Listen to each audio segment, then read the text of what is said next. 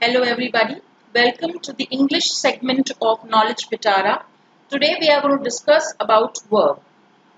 The word verb is derived from the Latin word verbum, which means action. So the words which show action or state of being are called verbs. They are the most important and strongest word in a sentence. A complete sentence must have a verb. Now when we discuss about verb, we discussed about various things like tenses, numbers, gerunds, regular and irregular, etc. They are mostly the words which are using verbs, and most of the time we use them correctly, knowingly or unknowingly. In this session, we will discuss about all those which will clear our doubts about the verb, like what the confusions regarding verb. So we'll discuss about the type of verbs and agreement of numbers. In the later segment, we'll discuss about the regular and irregular verbs. So let's start. The first step would be identify the kind of verb, whether it is an action or state of being. Importantly, the kind of verb also affects the other choices we make in a sentence, such as our object. So, the type of verbs are the action verbs and state of being verbs. Let's start with action verbs. They are very easy to identify. As the name suggests, they show action, and you can very well visualize that something is being done. For example, run, walk, dance, play, eat, etc.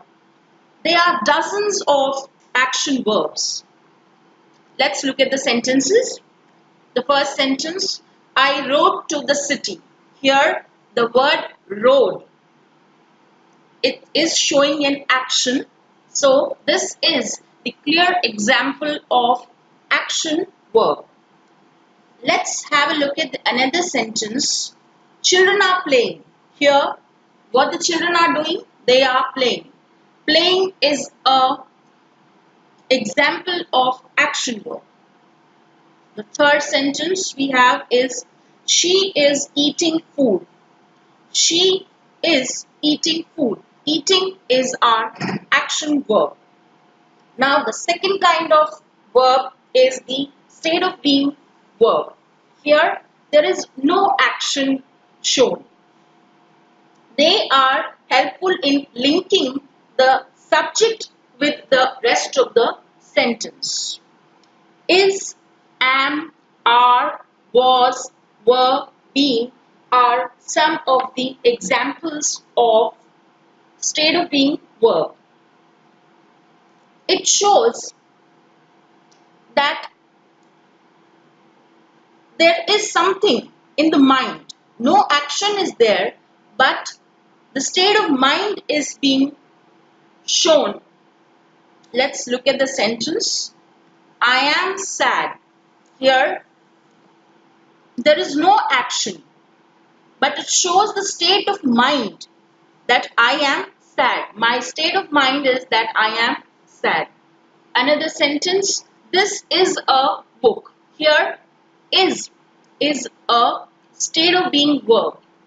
Here, there is no action, but is denoting the state of the book, that this is a book. Sometimes it does happen that the state of being verbs are used as the helping verbs for the action verbs. Let's have a look at the sentence. I am going to Mumbai. Here, am is a state of being verb. Going is a action verb. Here, am is acting as a helping verb for our action verb going. So, the complete sentence is I am going to Mumbai. going is being helped by the helping verb am in completing the sentence. So the complete verb is am going. Now let's discuss the important points which are to be kept in mind.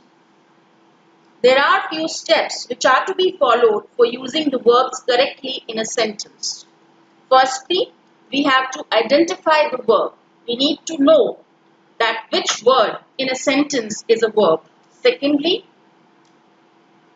which kind of verb it is, whether it is the action verb or a state of being verb.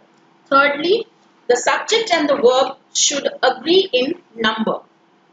Let's discuss the third point, which is the subject and the verb should agree in number. If the subject of the sentence is singular, the verb will also be singular. And if the subject is plural, the verb must be plural. Let's have a look at the sentence, which will clear our doubts. The baby, we have the singular as well as a plural form of the verb run and runs around the house. Here, the baby is the subject. Run or runs are the verb.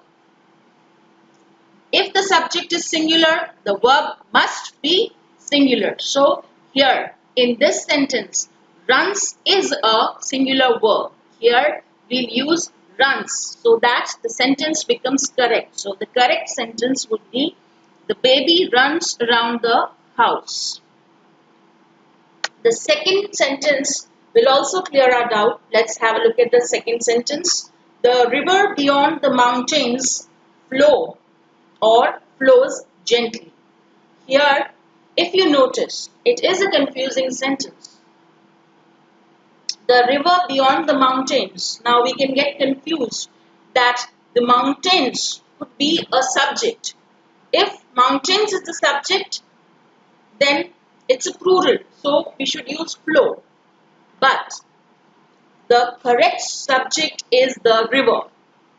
River is a singular subject. So we will use the singular verb flows to make it a correct sentence. So the correct sentence would be the river beyond the mountains flows gently.